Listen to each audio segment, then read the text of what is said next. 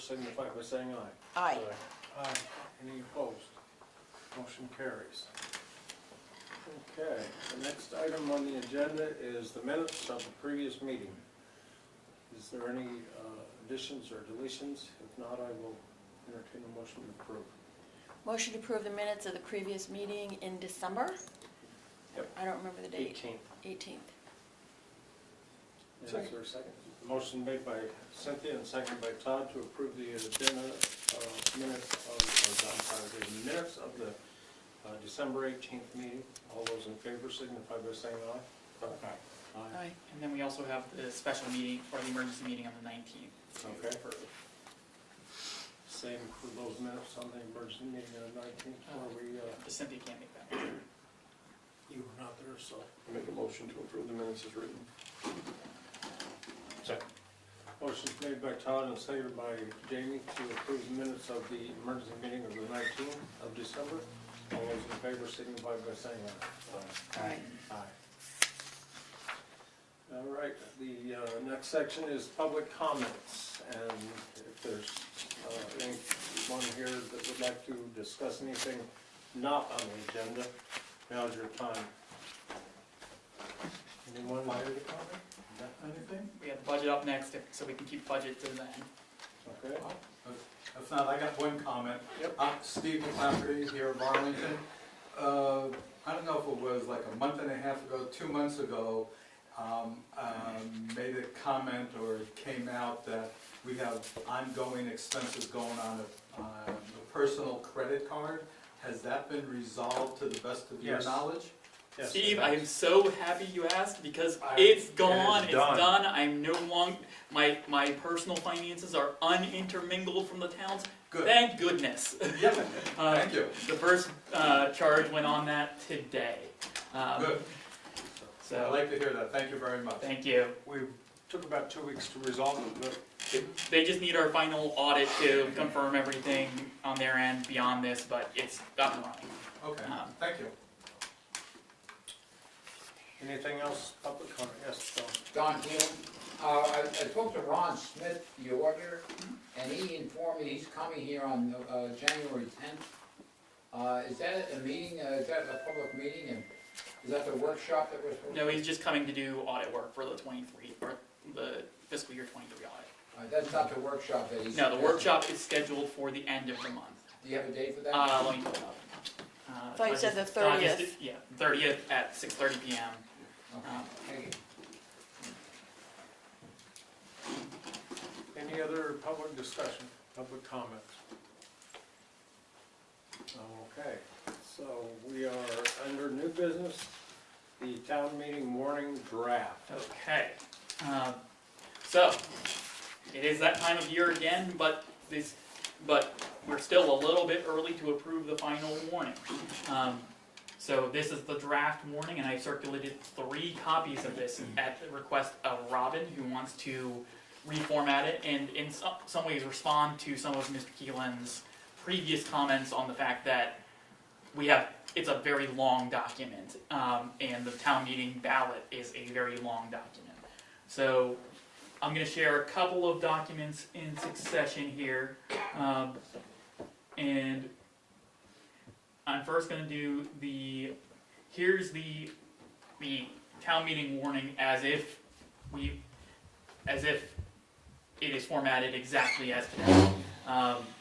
It has 39 articles, down from 42 last year because of some property tax exemption drops.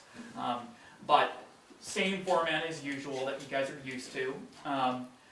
I'll speak to the formatting matters first, and then I'll get to the contents. So this is just there is a standard, exactly as last year's version, available to the board to approve. Now I'll share a version that we're calling the semi-consolidated version, which removes duplicate language and lumps it together. So it shortens the town meeting warning without actually removing voted articles. So It removes the to vote by ballot to vote by ballot to see if the voters authorize the funding for the of following, The and bolded language Right. is what's Applies not to all of duplicated them. to each Right. one. So, Right. and then the social services, the same thing. But you'd still vote on each article? Yes. Exactly. Okay. So all in, the And that's the yeah, semi-consolidated? the unconsolidated reaches just off the bottom of this page, so it's Right. about half a page shorter. And then there's the full consolidated, which does lump the items together and In one article? in one article, but we set a threshold of $5,000. So all appropriations that are under $5,000 are lumped together under this one voted article, and then all of the highway CRFs are lumped together under one article. So all told, that takes 39 articles and brings it down to 17 voted articles, but does remove that bit of information that we get from the many votes. Wait, that's not information, that's Or- flexibility of the Flexibility from voters the being voters. able to choose what they wanna support and what they Precise. don't wanna support. Correct. I have grave reservations about that level of consolidation. I think you might lose all 3 highway trucks if somebody had just a problem with one of them. You might lose all of the small things if somebody had a problem with one of them. I think people deserve to have a right to vote individually on those. I understand it makes the ballot longer, and I regret that, but I just really wonder about that trade-off. I'd be happy to hear arguments to the contrary. So the staff preferred version, and this is what is Robin's preferred version, is the semi-consolidated formatting. And because I certainly support this as well, where it's a cleaner version of the warning. It follows practices that are done in some other towns, and this is not necessarily the year to be playing around with the actual structure of the town meeting voting. So as an intermediate step to see if this shorter version that's streamlined and easier to read is at all better than the version that we're currently using. We're recommending that we approve this semi-consolidated, or we use the semi-consolidated as the base version moving forward. And Robin also asked or provided the statutory language printout that's on the table that says this is where all this is coming from. So this is all entirely okay, normal, things like that. So this would mean that on the warning that people get, Yes. it would have the consolidated language, and then on the ballot itself, it would have the consolidated language. Do you think there's any issue with people understanding that each of those things, I mean, would all say to authorize this, voting to authorize, I mean, I would think that would. I think we can spend a few minutes at the town meeting Monday night going through what the difference is. And it really is just the repeat language is taken Right, and out, people are looking at and what is people still the have to- organization and what Yep. is the money, that's what they're still looking voting at. on each They're not looking at individual they're not looking at the boilerplate, so, Right, right. But so, they'll see that, and Yeah. then all of those under that, and it'll be bolded, as I understand it, Yeah. just the Yeah. way it is there. This is the actual document that we're working off of. So if you guys decide that this is the way you want to move forward, I'm just going to make this the base working document. We'll leave these other two in the meeting folder. I'll move a copy of this one into the town meeting folder, and this is the master copy. I'm comfortable with this semi-consolidated, especially if that's the one that I Robin read prefers. through all of them, and this is the one I settled on, is yeah. the one that we want. Yeah, okay. Not that is any more important than Right. you guys' opinions, but that's my opinion, this is the best choice. Yes. I just wanna make sure I'm clear. I'm still gonna be able to vote for every single line. Every single item. individual line. That was my point. Yes. I just Yep, wanted that's to make exactly- sure. And I think I saw quickly on Nick, there's language in there about the treasurer being appointed. That's I the forget next what- article, or next item of discussion. We'll get to the content after. Okay, we get to no, I the- just wanna. This is the format, Yeah. then we'll get to the Yeah, content. no problem. Yeah, no, so that's the formatting. It sounds like right now there's no objection from the board to that formatting. So without objection, we will move forward with that as the format that we will do, that I will put to you for the final approval at the next select board. And then we will formally Then we'll approve formally the approve. content and the format. Yes. Right, Yes. that gives people time to digest it, look it over, if there's any objections or questions, they can raise them, then we can formalize Yes. So, at the next meeting. that's where we're at on that. Now, there are 3 functional articles, is what I'm calling them, on the ballot that are new. It is well, first, as Steve was alluding to, there is the same updated version of the language of the 2021 article for the treasurer's office. It also adds the language on the lister's office that would move to an assessor model. That's Article 8 and 9. That's Article correct? 8 and 9 in this, and we have them right at the top along with a budget surplus article. So treasurer, listers, budget surplus article. I'll talk about the budget surplus article in the budget, but needless to say, I wouldn't be putting it on here if there weren't a really good reason to be putting it on here.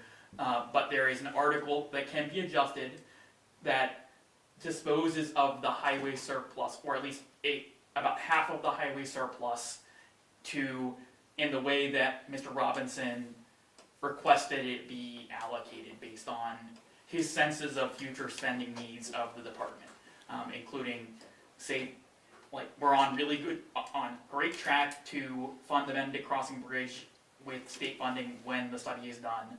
So we don't really need a whole lot of extra money into the bridges fund right now. The loader excavator fund is in reasonably good shape given the state of our equipment.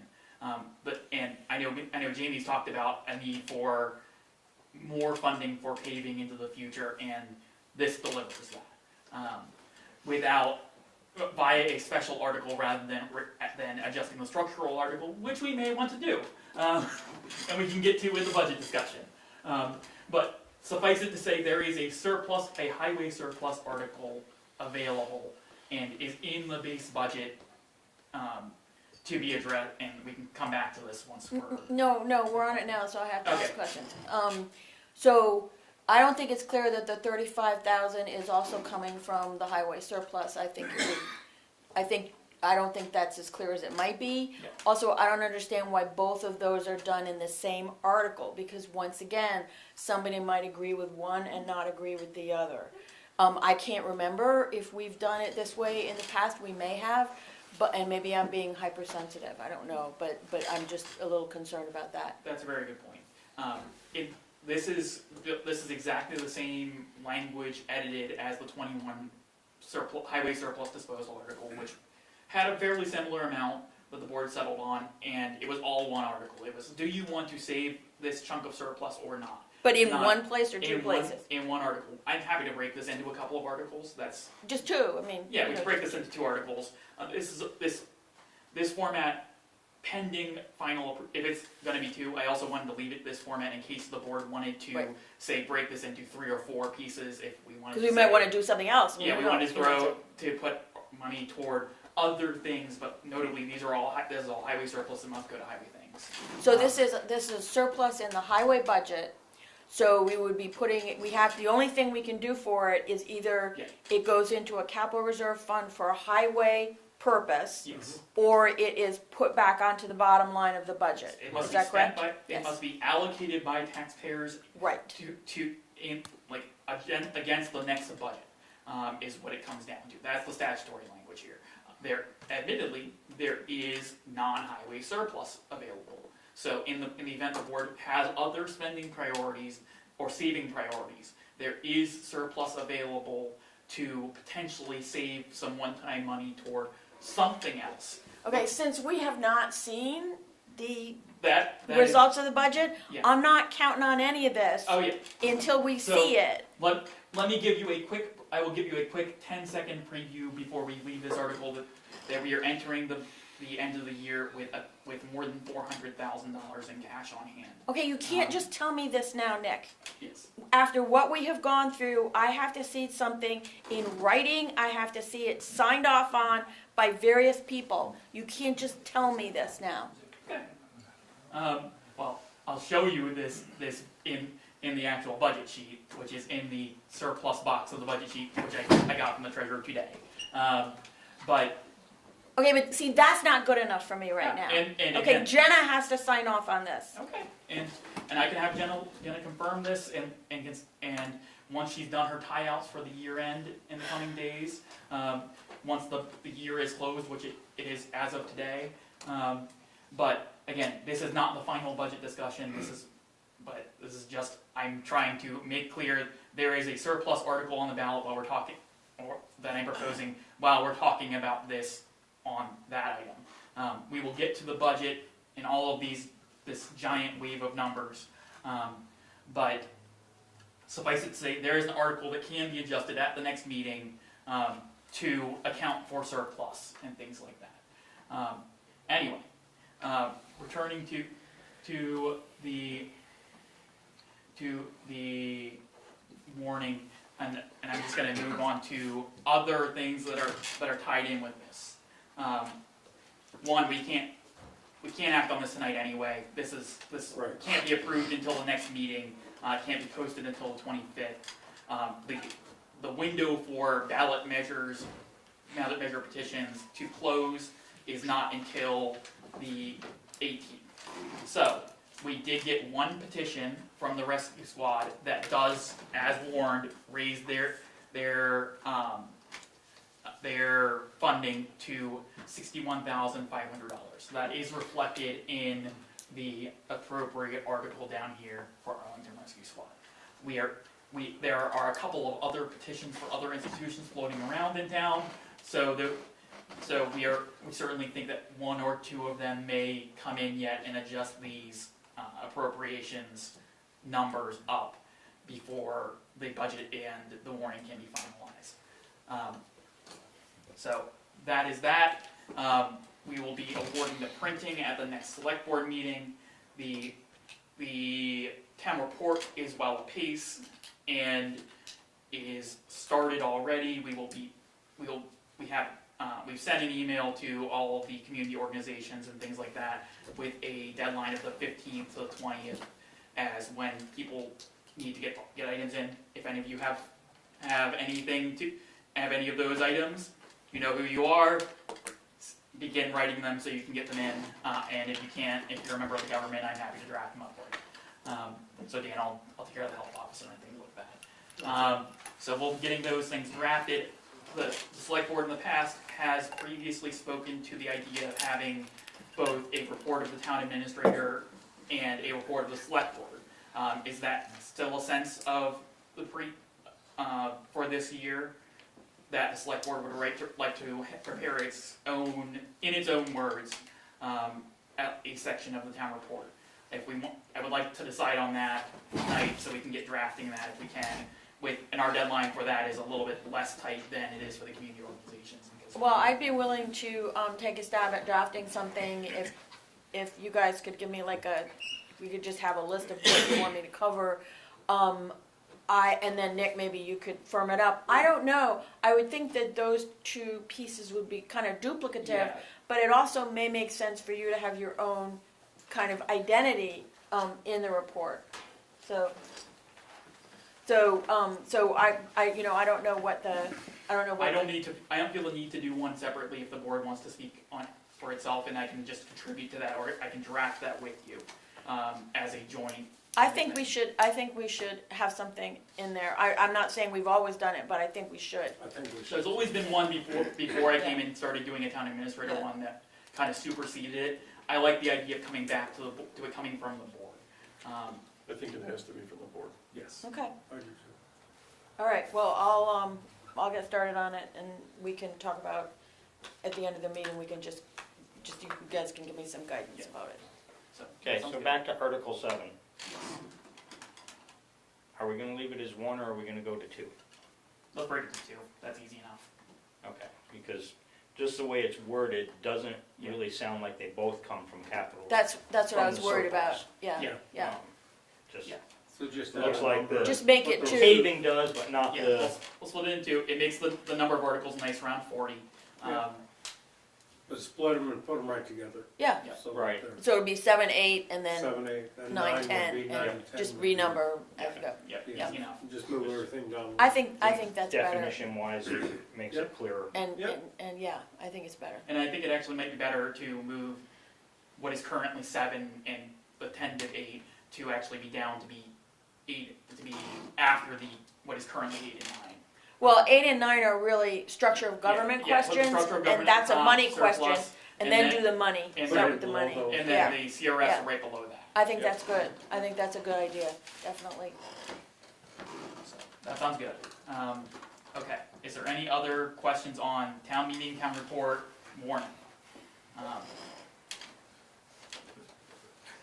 You Steve. mentioned, again, Steve McClaff, you mentioned you're estimating a $400,000 surplus. Does that, is that after the ARPA funds are paid back, that you borrowed internally? Yes. And, okay, second question to follow, does that 400,000 have to do, and I'm gonna use my terminology, the excess tax, property tax monies received because the property taxes went up? No, that number has to do with a lot of different pieces that come down into two buckets. One is a highway surplus that came from a very limited winter set of winter expenditures last year, along with staff mix and the highway department changing and changing our cost structure on healthcare and things like that. Two, there were revenues in excess of expectations on many margins, including advances of state aid in the highway department, including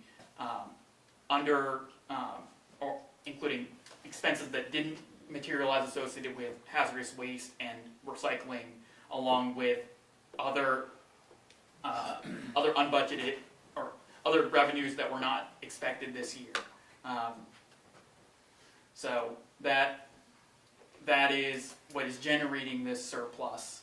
And the third bucket that I can't believe I'm forgetting is a giant amount of delinquent taxes. That's bigger than the administrative chunk in the non-highway, non-winter. And that was a fairly large. That number. was That's what that was a very substantial piece where that is really taxpayers who we didn't have cash on hand because of delays in collecting delinquent taxes under the previous regime, the increasing efficiency of the delinquent tax collector after staff transition in that role at town meeting last year generated a lot of that surplus. So yes, it is. It came from a number of sources, but certainly the delinquent taxes were a huge portion of that. But importantly, and the board does need to know this going into the budget discussion, the structural spending matters that underlie the current tax rates have not changed, which means we do have to think about any adjustments to matters that affect long-term costs as things that are going to be part of the rebound in rates once these one-time funds from back delinquent taxes and in excess of state aid in a winter that didn't show up aren't there. Certainly this coming winter, we had a month that was just like last year in December, which meant we didn't spend a lot of overtime in December that contributed to this. But we see in January this week we'll be putting on some substantial overtime with a couple of storms. So it's not like we're going to not have winter show up for every year. It's not like we're not going to be having an extremely low cost structure to our staff healthcare forever. Our staff mix may change, and you'll see in the final budget that there is buffer associated in case of staff mix changes put back into the budget, just in case, because we certainly don't want to be scrambling in a budget that has limited air in it. and that in some way reacts to the findings of the auditor that said we were carrying too little cash on hand. So we want to make some adjustments to the budget to make sure we're carrying a little bit more cash on hand than we were into the future, with adding some things that are there that we hope to not spend but are contingencies, and having a bit more contingency. Thank you. One last question on surplus, and you gotta educate me. Is it routinely, and I'm just gonna use as an example, we budgeted $100,000 for the highway department for income, we budgeted $100,000 for expenses, I broke even in the, my actual. However, I got $165,000. So is it historically the board takes this surplus or excess and to fund other things and through these articles? Usually, My actual was higher, my expenses were lower, and could this be not only to the highway department, what about the park department? What about? One way I will answer that, partially, Mhm. and you can correct me if I'm wrong, Nick, but highway is one of those areas, and it's unique highway special. to all the Statutorily. departments. It's the only one that if you have a surplus, you can carry it forward by putting in capital reserve funds or whatever for future use of the highway department. Can't put it in for future use of the park, can't put it in for future use of water or any other departments. It wouldn't be water It would- anyway. Yeah, right, it would be just highway to highway, but it's the only department that are allowed statutorily to do that. So, building on that, it's not the only department that is allowed statutorily, but highway has some extra strings. Highway funds may not be saved for non-highway matters. So that is how this works, where highway funds, if they are in surplus, they either go back to taxpayers, or they are saved for highway things via article. The select board can't do it. That's kind of a common misconception among select boards about saving certain items. But certainly, the highway funds simply have extra strings. For non-highway funds, the strings are a bit lower. If there are non-highway funds, it must have an article associated with it to set in, say, a building sinking fund or something like that.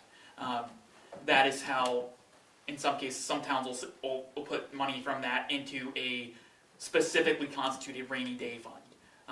We do not have one of those. That is not available to us at this time, but some towns regularly will take their surplus and place it into a rainy day fund. What this board has typically done is it has moved it forward as cash on hand to, on a rolling basis, offset taxes into the future. But would there also be, if you, one of the concerns with the surplus this year is that it may be a one-off. So if we use all of it to offset the tax rate, we may end up with a bounce back the following year. So I think it makes sense to give a portion of that cash on hand back, particularly given what happened with the property tax rates, to try to bring them back down. But then, couldn't we ask the voters to vote more to one of the sinking funds, even on a one-time basis, like put more towards a fire truck? Absolutely. Just one time, not saying we're always gonna put this amount every year, but this one year, we're gonna pop it up, and that's a way of saving for the future. So that there's a variety, you can still save it, but again, you have to have the voters do it, in a special article, and I think we have to try to figure out what that right balance is, in what's best for the taxpayers. Lowering the tax rate and saving it, what's the best way to do that? There would be a big danger in having a surplus like this as a one-off and reducing the taxes and having them bump right up the next year. I'll put it this That's way, not a we good would way be to in do it. for approximately a 25%, if all funds were returned to taxpayers, it would decrease taxes almost 25%, only to have them completely bounce back the next year plus more. I think we should think about, Yeah, we need to think about the surplus. I personally think we should be thinking about being about where we were. I mean, the grand list grows over time. we shouldn't always have to raise taxes, because if you keep the tax rate the same, the grand list grows, your tax revenue grows. So I'm not saying you can necessarily meet that, but I think we should think about where we might have been if some of the recent difficulties hadn't happened, and try to think about that. Maybe a little lower, just to try to give something back. But I haven't seen the So, numbers. and and importantly, I'll note there are two ways to do this. So we can do exactly what you're saying, which is the traditional way we do things, which is put surplus into sinking funds, use that to offset taxes at some ambiguous point in the future. The other option is adding buffer to the budget and contingency to the budget, so that balance stays in hand as in case we need it, it's there, but then it's likely to become cash on hand going into next year. So you're talking about the hold more cash on hand And that was thing. something that, Right. the auditor noted that this is how we would hold more cash on hand, and you'll see a place that I did that. And the biggest singular change from the budget you guys looked at your last meeting and this budget is, one, the rescue squad article that increases taxes half a point in the long run, and two, I took the air out of the budget as I framed it last meeting. I put some air back into the budget after hearing what the auditor had to say with this current draft, to at least add a point or two, or a point and a half or so of contingency into the budget, because this was a year in 2023 that we had to come up with on contingencies about $30,000 in unexpected expenses. So what are you saying? A point and a half? You're saying 60,000? What are you So- saying? 90,000? So right now the I will- Raises 31. Yeah. I know. So what does he mean? So by right now this number is denoting that long-term structural tax rate matter, and that is about $61,000, about 2 points on the tax rate, and about 1 point of that is a new $30,000 contingency added to highway healthcare to account for if we get a staff mix change for any reason in highway. What we don't want to have to do is materialize enough cash to pay for a full family health plan for a new employee at some point. Because right now, we've gotten away with a really low health insurance structure based on our current staff mix. If our staff mix ever changes, the spending on healthcare in the highway department dramatically increases Right. immediately. Right. And it increases in a way that is in highway funds, so it's not particularly fungible from other departments. So, as we get into the budget, I'll note that. But this is exactly the kind of thing that we may actually need to do more of. I wanted to hear from you guys about how much of this we may want to add into as future cash on hand versus potential balloted measures. So I think we're done with the town meeting warning and all of those items associated with that. Are there any other? Mr. Keelan? Questions? Go ahead, Doug. This news is quite dramatic. Really surprises me, and it's all good news. Considering that in 2021, we ended with 19,000 in cash. Last year, we had a deficit, there was zero, other than the ARPA funds, and now we have 400,000. Yeah. My question, Nick, is, just to be on the conservative side, have we booked all the liabilities that we incurred in 2023 in 23 and not postponed them to 24? So And the other part of that is, have we pushed into 24 any deferred expenses that should have been booked in 2024? So as I understand it, there are no deferred expenses, and actually this current cash on hand situation liquidates a couple of the issues with the grant accounting that that we avoided that. And there's also some deferred revenues in more than anything else. So there's actually about $21,000 in deferred revenue into 21 or into 24 right now that we're sitting as positive on the future books. because the town of Sandgate did not send their fire funding until the very end of the year, and it didn't come in until after the budget closed. So it's sitting out there with the U.S. Postal Service, waiting to get from Sandgate to here. But certainly, if anything, we are in good shape, and I do need to 100% confirm Steve's question about the repayment of the ARPA funds with the treasurer in the morning. That's not something I had specifically asked her about today, but I want to make sure that has been. So we have this $400,000 possibly in cash on hand. In addition to that, we have roughly $660,000 in ARPA funds. We have about $500,000 in unallocated ARPA funds. We have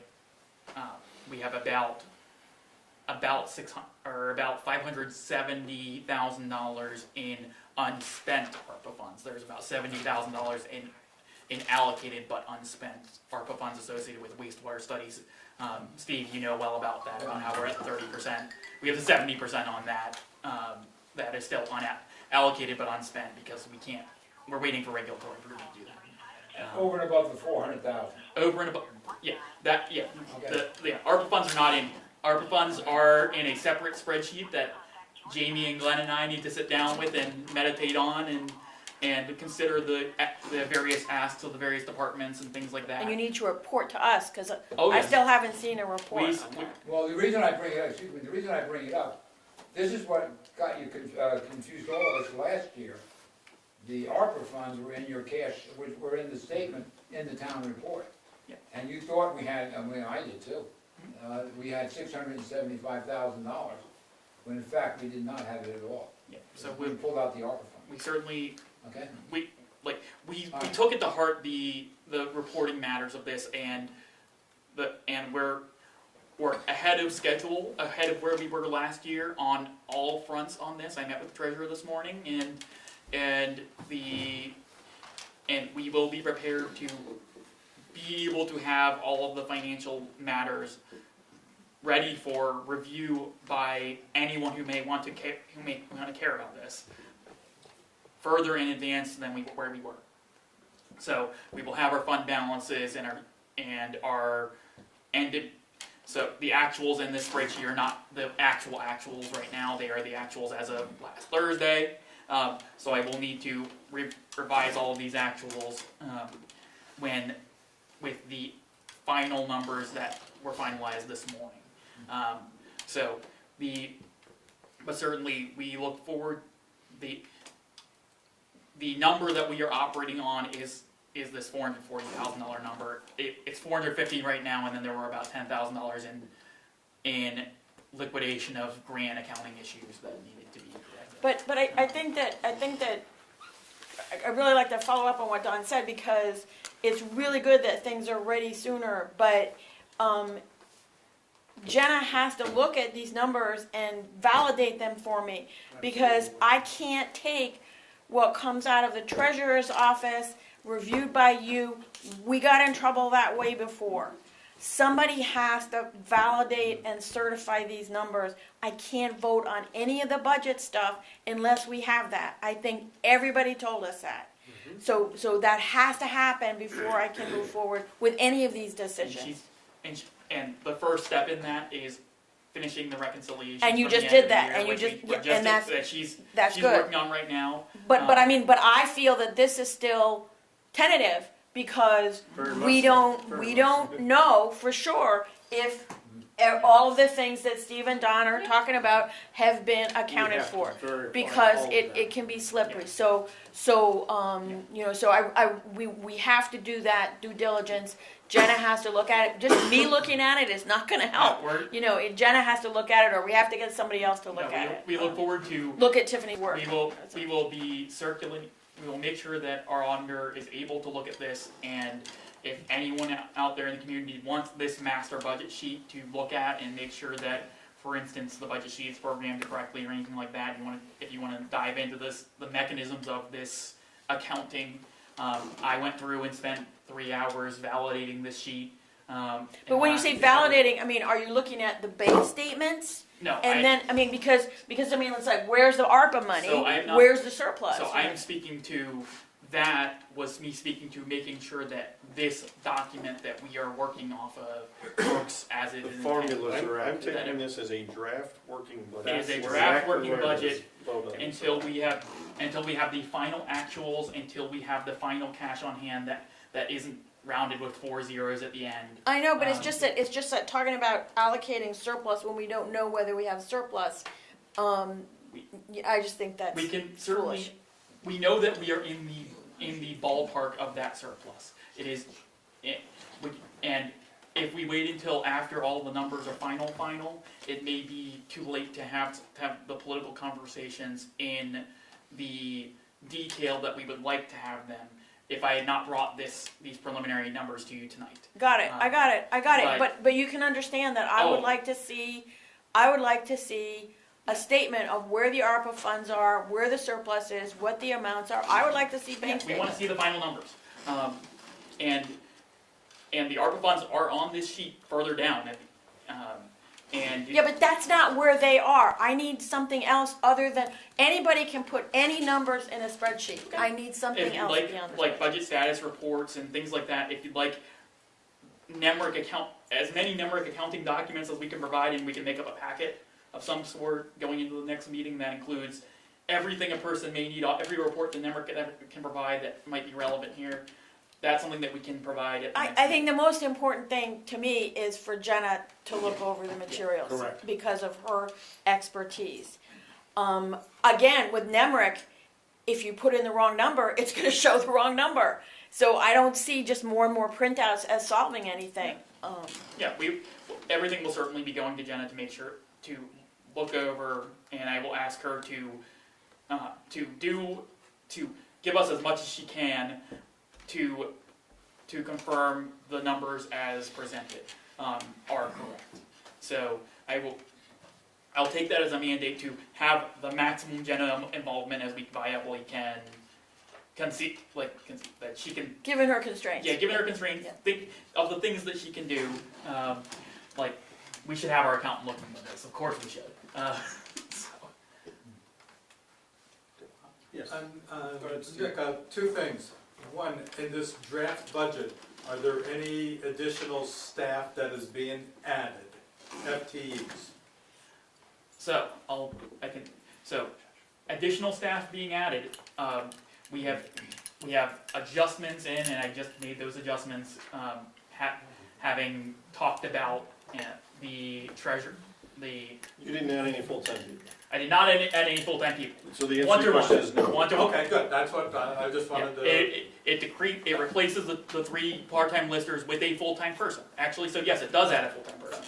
So yes. Okay, Yes. that, and how much, I'm trying to think of the right word that you use. How much, I won't say surplus, I won't say fluff, but how much extra money is in this proposed budget? Cause you mentioned 61,000 up there, plus another 27,000? So this budget has $61,000 in additional spending from property taxes, Yeah. $17,000 in additional non-tax revenues. Okay. That's short answer. Looking at expenses, because I know you had the highway department, what was it, 27,000 increase in expense? That was just that was one line. So it's broken down within the budget. Okay. Further down, I'm trying to think Yeah. when March comes around, the budget has to tell a story. And the story is we're not increasing full-time FTEs, we are adding some expenses to build up cash on hand based upon the auditor, and there's an extra, whatever that dollar amount is. there's about $20,000 to $25,000 in structural expenses that are healthcare, other like base wage labor rates and things like that. Yep. So the underlying error removed from this budget number in this box is $20,000 to $21,000 before these late adjustments to add the cash on hand. But we haven't done salary increases We or have not anything. talked about wages, we have not Haven't talked about any of that. many other things, but we are reticent to be talking about wages in this year because of this danger on the structural side, because common level appraisal is still not in a great place, and importantly, the grand list growth is not there yet. There is not meaningful building in town right now at the level that will sustain the grand list in the long run. So it is something that we have to take seriously, the structural issues associated with that, and wages are the biggest structural issue. Healthcare is the other big structural issue. Healthcare costs went up 10% this year, and thankfully our staff mix lets us absorb it pretty well, but healthcare costs still went up 10% this year.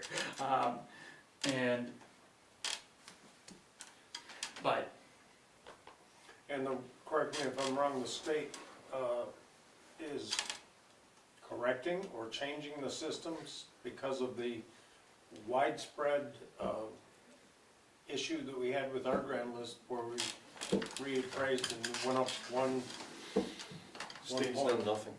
State's done nothing. State has done nothing yet. Our CLAs are 80.16. Yeah. This year. These adjustments will not be made right now, not for this budget, probably not for next budget. This is conversations that they had a study done. They will talk about it this session about where they want to go with the property tax assessment system in the state, but it has not changed today. We will find out by the end of the session whether they have changed the system or not. We are hopeful for them changing the system. But if because it's this is 80, clear. then won't that trigger a reappraisal? As of today, we're statutorily required To to do a reappraisal, but that means this year the CLA will hurt us again, Oh, yes. for Yes. sure. A CLA, yes, it's going to be a challenging CLA situation. On top of that. See, that's another reason why, this, on top of that's that, gonna your eat the your property surplus. tax yield dropped from Pardon? your property tax yield set by the commissioner, which you add for your calculations of tax rates, you divide actually, has dropped from about 15,400 to about 9,400. I wonder why. That's a huge drop. I don't understand that. Major adjustments on the school side. The CLA side is scary. So certainly the structural issues here have not changed, which is why we have to, like, while looking at this short-term situation, we have to have this very gloomy picture in the long run sitting in the back of our heads. That ultimately the cost structure of where we're at remains challenging. And adding things that are long-term costs are things that can be big problems. Adding one-time expenses in a year like this might be the time to do that because we may not have fiscal capacity in the future.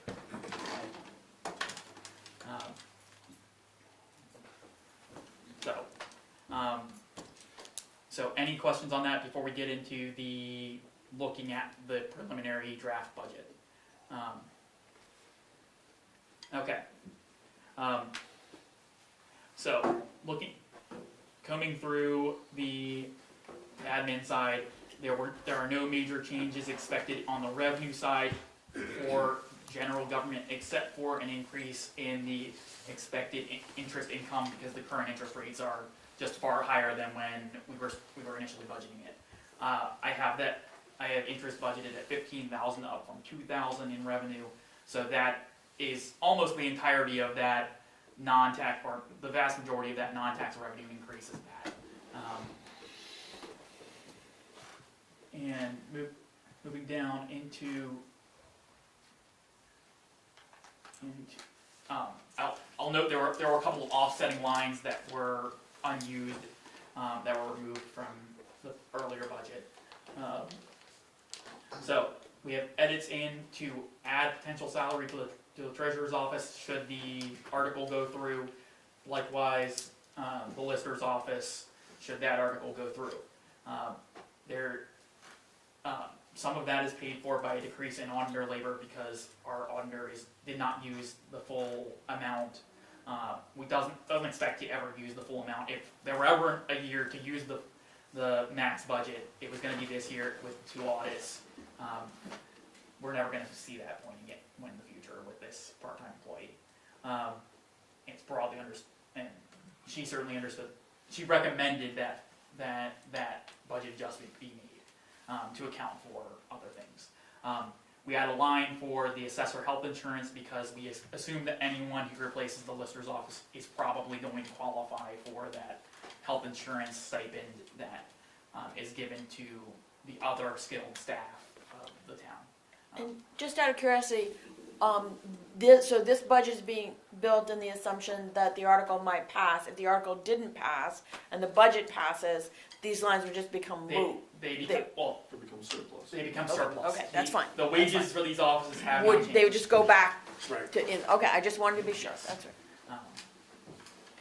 So, I also edited, I brought the SAL stipend up to account for both of these people being eligible for the SAL stipend, as well as part of that. Certainly, I think it'd be valuable to be able to call the assessor and or treasurer if they're. But we don't have the CLA when we're setting the municipal tax rate, you only have it The when you're letter has doing. not arrived yet, no. No, the CLA mostly affects your education tax rate. Right, and that's the biggest part of your property taxes. Of course. So, Yes, it is. okay. 80%. I know secession may be the only viable option. So, let's see, we tinkered with some of the office operations lines, they're pretty straightforward, added, town reports are running a little bit more expensive with current costs, so we added some money for that, some office expenses and things like that. The, adjustments to repairs, fuel, BCSWA, I noted at the last meeting, we have a one-time, they're structurally now under where they were, and we have a one-time payment coming for unspent household hazardous waste facility one-time expenses. Number of costs were adjusted to be correct. Nick, Insurance for costs- those that are here, the BCSWA, So, recycling, hazardous waste. just to clarify what that is. So there's now, we raise taxes on a one-time basis to cover the installation of a permanent household hazardous waste facility at the Bennington Transfer Station. That station is now cheaper to run than the previous 3 hazardous waste events that we were running on a structural basis, that although it serves fewer customers, so there was some money left over from the building of that facility, so we're getting it back as a credit this budget year, and that's why that number is a very specific number from a round number. And what is that, Bennington County Solid Waste Agreement? Solid Waste Yes. Alliance. Yeah. Alliance. Alliance. It is the Solid Waste Management District that, or not district, not an alliance, not a district, that is responsible for the solid waste management plan and all kinds of fun stuff. Come to one of their meetings. It's actually a great group. And increases in legal fees, because we certainly expect that to be an expense that we draw on more this year. We expect to be doing tax sales every year, so I've added in $3,000 worth of tax sale expenses. County taxes are going up. That's an estimate that accounts for the increased tax in the county budget. But general expenses on net go down as part of all of this. So, and then, as previously mentioned, we don't need to fund the sinking fund for computers this year because we don't have major computer upgrades to do. So even with the wage adjustments or the money being put away for the 2 potential balloted articles, the amount goes up less than that. It's actually a net cut pre-appropriations in this department, and that was something I talked about at the last meeting. So with the rescue squad article, expenditures on administration come out to an increase of about $27,000, but half of that is rescue squad, half of that is funding associated with the 2 balloted measures. But it would, but for those two matters, it would be a net negative. Highway.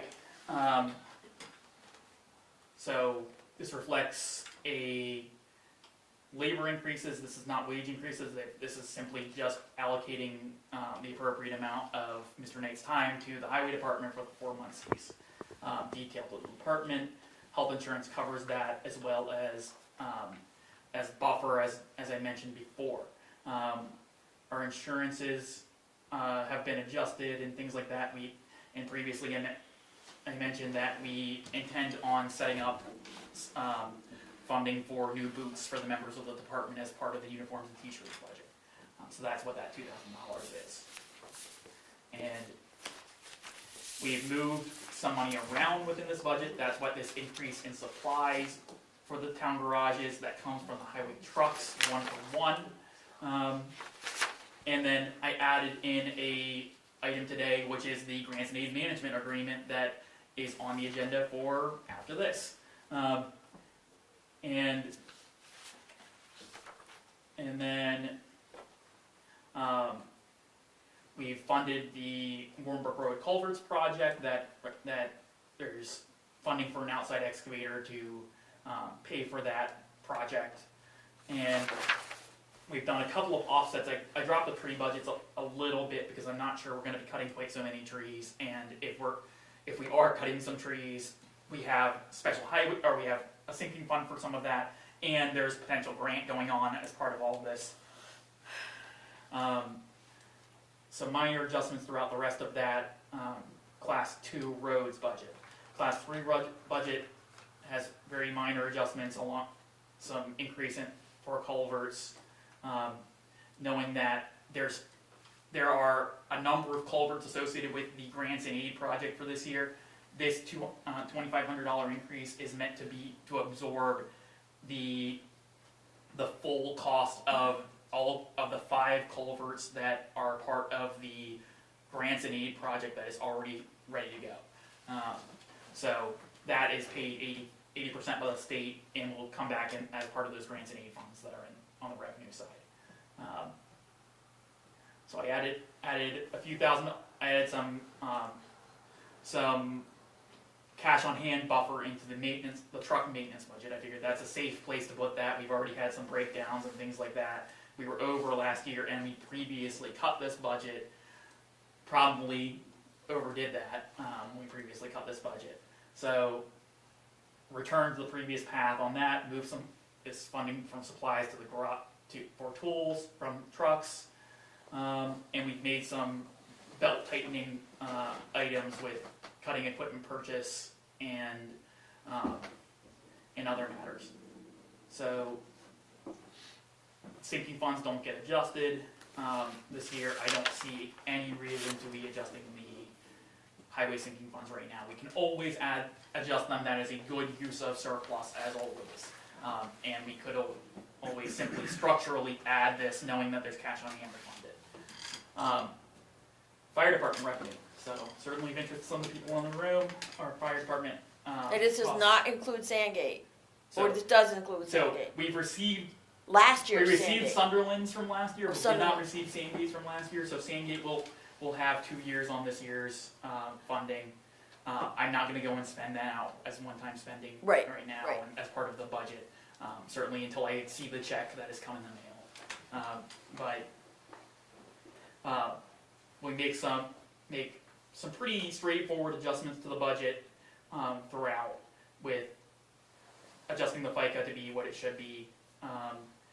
Insurance costs have dropped based on our roster shrinking a bit. We've added the dispatch services. That's the biggest change in the department to the budget, and that's a substantial $82.50 as part of our contract with the town of Manchester. I've tweaked down the training school budget and the maintenance budgets as part of previous discussions, but added some to the fuel and to various other small lines that we looked at throughout the year. So are there any questions on the highway budget while we're on this Fire department budget. fire department year? Okay, Yeah. Yeah. This is kind of the first time I've seen the fire department budget, in my opinion, on the fire chief. With the training,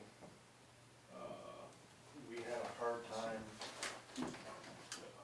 somehow, at some point, somewhere, it got increased to $10,000, I'm not sure we did that. All our state fire schools are paid for by the state, firefighter one paid for by the state. Last year we spent, I think, around $1,500 for the members. $1,300, yep. For the regional fire school. So, I think there's some more leeway in that. The big thing that I noticed with the fire department's budget as a whole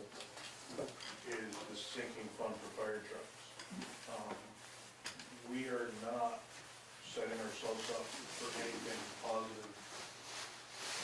As an example, a nearby town is purchasing a truck that's almost identical to the truck we purchased in 2014. In 2014, the cost of that truck, our truck that we purchased, was around $350,000. The neighboring town that's purchasing one fairly identical, their price tag is $700,000. Just kind of really doing numbers real quick in my head, I'm not 100% sure what's in the sinking fund now, but in 8 years, we might have, at $75,000, we're gonna have less than $600,000. And we have a truck that just turned 25 years old this year. It's gonna be well over 30 years old, and it's got some major maintenance issues coming. It's got a pretty significant maintenance issue right now. So I think, like the training, I think we can cut that a little bit. What do you think? 7,000? You want to cut it down to 4,000? I would knock that down to roughly Yeah. 4, Four. and then the maintenance, you took down to, from 45,000 to 43,000. I think we could take that 3,000 and put that towards the sinking fund. Okay. And the only other thing I was thinking, and I hate to do it, it'd be a lot better for me if I had any idea of what we would be eligible for as far as ARPA money. But if I knew some ARPA money would be available for us for air tax and turnout gear, which we need to spend money on, I would be willing to let 10,000 out of the new equipment go. And that would bring the sinking fund up to $100,000 and just barely start pushing us in the right direction for a new truck. So how about this? I'll just spitballing here. I agree with the things that Mike's saying. If there is a place to be adding to sinking funds, the fire truck sinking fund is the place to put it, because there's more variance in actual cash dollars. If we get a 2% change in fire truck costs, it's twice as effective as a 2% change in highway truck costs ultimately. So What do you mean? Because they're more expensive? just simply because they're twice as expensive. Right, okay. So if there is a place to be accelerating our move toward the future path of where fire truck costs are going to be, that is where we need to be. We do need to add we need to add money to the sinking reserve funds in the long run. But given the 50-year budget cycle that I'm projecting out in this department, there's a lot of haze there, and there's a lot of variance in that budget compared to every other area that we spend capital dollars on. Because it is so pivotal that we make sure that we stay on schedule with these fire trucks for the next 50 years and not leave it to be in 2042, we have to buy 2 fire trucks in the same year, and everything's breaking down at once. What we don't want to do is allow this to ever happen. And the thing that we can do to get to that point is start adding sinking fund dollars now on a structural basis. If there is a place to add structural dollars, this is the place. Or even one-time dollars. I mean, you could put a pop of $20,000 in on the understanding you're not going to be able to sustain that in the future, but $20,000 in is $20,000 in. So, I agree, I think we can change some things and get that up to close to $100,000. And then when we're talking. at least this year. Yeah. At least this year. And then when we're talking surplus, we can look at one time. So move the article to $100,000. That's it. That's good. It rips the Band-Aid off for the next what was projected to be about 6 years of like moving it up to $100,000 in 2 or 3 steps over the next 6 to 8 years. I think that's what the capital plan said. This is a good year to be doing it, and understanding that we can't let this drop. And in the long run, adding that 15,000 to that line is really only about half a cent. Yeah, but there's also some, I mean, And like there's you identified some. You areas financed, there. you we financed don't- most we- of it. We We financed Right about off the bat. we So, financed a non-trivial chunk. I don't think that's a, And importantly, let's see, let me look at we only pay 63% of this based on the current formulas. Of the total. of the total. Yep. So yeah, 40% of any cost increase, including the sinking fund, is passed on to the client jurisdictions or the Shared. non-governing It's shared. jurisdictions. It's Shared. not, we're not Shared. passing it all on, it's, Yeah, 40% is shared, yeah. We're reflecting the real long-term costs of the capital for this department that has not been really well discussed with the other two select boards. And historically, they have participated in the operating budget, but not the capital budget. Yes. Now we're doing all of it. Yeah, we want to make sure that it's, yeah, and there may be a case for having them participate more in the long run, but certainly, I look forward to getting this preliminary number over to the town of Sunderland to be looked at tomorrow, and I'm glad that we're making this adjustment tonight so we can have this very important conversation now in time for Sunderland to. While they're to doing think- their budgets. while they're doing their budget early. So yes, before that adjustment, it was like with Mike's edits down, it was only gonna be $1,000 increase in total expenditures. So that is beautiful and this is awesome. So thank you for your comment. I was just gonna add one thing, Yes. to that, what'd you say, there's about 400,000 now currently in the sinking fund? No, that's Okay. thinking, yeah, that's thinking one's empty. But the other thing that will help offset a little bit, interest rates are up, so even if you get like 4% on 100 grand, Yeah. there's another $4,000 versus historically or last 15 years. I'm not we even only sure got- how those things are invested, are they in CDs? They're not in CDs, they're not No, getting we do- 4%. On our list of things to deal with it coming out of the audit, we have a formal investment policy for that kind of thing. But those are things we'll deal with. Cause you could have laddered CDs, laddered overlapping 3-year or 5-year CDs, cause you have a schedule of when they're gonna be due. And once you're talking about a couple $100,000, that is real money. I look forward to having a more sophisticated finance staff who will be prepared to be able to do these kind of things on a regular basis. So cemetery, $600 increase in operating maintenance because we've gotten a couple of storms. Park, a lot of this reflects changes to allocating funds from the budget to highway and then edits to the equipment budget.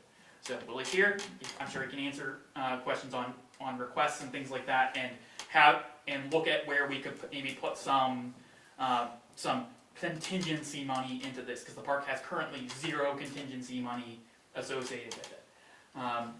So we've adjusted to account for the 8 months of healthcare costs and the 8 months of labor. So you reflect it shows as a decrease in labor and an increase in healthcare. Taxes and all that get moved over to highway and the unemployment insurance drops as we get into the current regime where we aren't laying people off every year. What do you mean, contingency? What do you mean putting contingency in? Just in case, cash on hand, just in case money. Yeah, but if we have cash in hand in the overall budget, we don't need it in the park and recreation budget. It could, that would be cash on hand. That would translate into cash on hand potentially next year. But if we need it this year for a contingency, because that is speaking to the hold more cash on hand on your statement. And one way that we can hold more cash on hand is to add money that we only may use. I don't see how I can add a line in a department, contingency money we may or may not use. If there are any lines that are too low that we think we're gonna need, then we increase them. But I don't wanna have a slush fund line. I don't understand what you're talking about there. No, and Unless you use slush fund. there is not. He- that does but not he's exist. talking about, he's talking about contingency line or something. So I'll take a really good example. The contingency line in administration is typically the town hall building projects line, just in case the roof fails or we need major work on the boiler. We have a number of thousands of dollars in a maintenance line that may be used, but oftentimes isn't. That becomes cash on hand many years, but there will be a year where our boiler fails and we need the full half point on the tax rate that is in that department. That is what I'm saying. It's the it's things that are repairs that have a sufficient amount of funding to account for the uncertainty about whether the repairs will happen. It is insurance within the budget, or self-insurance within the budget, on that matter, so that we don't have to go and materialize money from somewhere, knowing that we cannot materialize money out of the highway department. And Did if we keep the equipment line in here? so the equipment line is, yes, the equipment line is There's- still yeah. here. And you have a maintenance line. Yeah, we have a maintenance line, the equipment line is still here. You have And another the equipment- maintenance line But further But up. importantly, the equipment line has been reduced from that one-time high number from buy the golf cart and the greens mower the same year, to a $3,000, I think Willie wanted to buy a trailer for the golf cart, for the greens mower, to haul the greens mower, and that would cost about within that $3,000 budget. And this also funds under improvements, that is the wash pad, the concrete for the wash pad for that. That may be low, we may want to add another couple $1,000s to that line to So- make sure the project gets done. Right there, your trailer, you've got it down under equipment, but shouldn't that go up to the golf course? Because that is directly related to the golf That's true, course. that could be, And you have maintenance lines in each of them that are not fully spent, so they're already playing the function to which you refer, to my and mind. that's exactly it. We may not need to add a whole lot of contingency to this department, but yes, to that point, we could absolutely create a golf course equipment line. I don't think it quite meets the definition of course supplies. So we could add a line, or we could keep it down as. But at fields and grounds, I mean, that's, you're using the equipment on the fields and grounds, the golf course and the rest of it. Well, so- but we have an equipment section, so Whether it's on a that's golf course or a park, it's all. Right, it's Yeah, all in the same one, place. yeah, it all stays in this equipment section, just like there's a trucks section. It's not like sidewalk trucks and road trucks and big trucks and small trucks. There's an equipment section that accounts for the equipment maintenance, the fuel for the equipment, the purchasing of the equipment, and any leasing of equipment that we need. why do we have these electricity lines? Zeros in them. These we can remove. They are relics from the previous Way of previous- budgeting, Yeah, okay, budgeting. okay. So I can. That's okay, I'll delete those. I also was thinking there was a new game that was electric tennis, and I was wondering what it's That like. would be very weird. It's like, Nick, what am I looking at on line 433? 433. There's That, two little triangles in there, and I know those are emblematic of formula yeah. issues. It's because the formula was not extended to cover that zero. So thank you for catching that, because it doesn't affect anything this year, but it certainly would save me a headache next year. Sorry, I just. No, I appreciate that. Spreadsheets enough to No, know what no. those are. The- so. There's definitely a couple of those that we need to double check, but certainly I there. would go through and check them all. Yeah, I'm gonna Make sure your I've done- formulas are right. I've done a lot of cleaning on this sheet in the last couple of weeks, or last couple of days, but yeah, this is, on adding that line, we did add that project in. Are there any other, is there discussion on this park section of the budget? Any questions for Willie, anything from Willie that you wanna bring up that should be in the budget? Well, I mean, purchase of, a new machine, a couple new machines would be, I know we have some funds that were given, which is gonna help. But, we need, as we've talked, is, we should update some of the benches and stuff that are around the park. Is that on maintenance? I think we can call that, I think we can either call that new equipment, or we can call that maintenance. I think we can take a sense of the board on that. Well, you have $3,000 extra compared to your actuals in your maintenance. Yeah, so there's $3,000 in fields and grounds maintenance, and yeah, I would say replacement of a one-to-one capability of a bench being replaced with a bench. That's maintenance to me. We're not adding a new bench. Right. That is not new equipment per se. It's a one-to-one replacement. The other thing, Willie, I think, the mulch on the trail. The trails. Yes, yeah. that is Figure important. something about that. yeah, I think we should And have, we have a guy here that knows how to put trails in, I think. Do you? Me? Yeah. And your sprinkler system, Well, so the That's thing is, our- right now, that's- is that on there? the sprinklers are a part of ARPA. Okay. But we could put that into the operating budget if we wanted to. What's your improvement line? Sprinklers run? That is the wash pad for the mowers. So, yeah, I would flat, like, put the mulch for the trails under maintenance or fields and greens, personally. That seems to me the best place. But, Okay, where you put it? yeah, but yeah, we can, As long as you can for I it. didn't have the sprinklers under ARPA. that I swapped from another small item, but we can absolutely add the sprinklers into the operating budget if that's something that we see fit. But that was something that I was gonna discuss with you, Glenn, at the meeting. What is left in that sinking fund? I don't know off the top of my head, I can get that for you and email it out, but I forget off the top of my head based on what we returned to it this year. We returned plus we had Yeah, we had sales. we had auction revenues that went into it. I'll have that from the treasurer should be able to get that to me tomorrow, so I'll circulate that number. And that can inform our next meeting, which will include all of our actuals for the end of year sinking funds, so that will inform all these matters in case we need to. I mean, you don't have to add the exact number tonight, but I wanna make sure we have enough money in there to redo some of those trails. Yeah, I think we should probably add $3,000 at minimum just for contingency, and contingency is a bad word, but to acknowledge that we're not gonna be able to get done a bunch of benches plus this trail work. But you've had a lot of washouts from the floods. that Yeah. Need to be replaced. And we might have more. We may. Yeah. Days. Yeah. Certainly, yeah, desperately needs some love. And So are we still thinking, I guess, I don't know, is this the time that we talk about trail maintenance down there? yeah, I think that now would be the time to talk about anything that might need money. I mean, it's just, how much is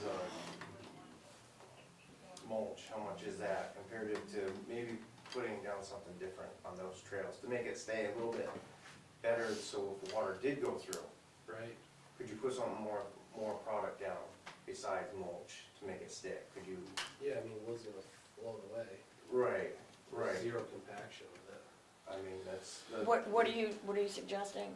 I don't know, if you put a little gravel, shoulder stone or Shoulder stone. something, that might stick. I mean, you've got a base there, there's already fabric down. Why don't we start trying to put something a little bit more solid into play, but not to the point where you have to pave it, obviously. That would not be- Don't you think the gravel's just gonna sink into the mud, even if the fabric's there? No. No? Okay. I think that's compacted enough now, but I would like to try that on a section and see how it works, cause it's gonna be more expensive. Right, So I would like to only try it, right. So maybe we try see what the river that thinks about area it. between where the playground currently is and I guess near the bench, that area that's pretty bad, in bad shape, or where would be the worst area? I mean, that'd be Most from prone that to bench erosion. down to, the end of hole one, that big hole. Okay, so continuing along the 'Cause that's where river it comes north. in. Yeah, that makes sense. Yeah, where it's most prone to flooding and washing. Right. Yeah, And then, I mean, is there like a dip there?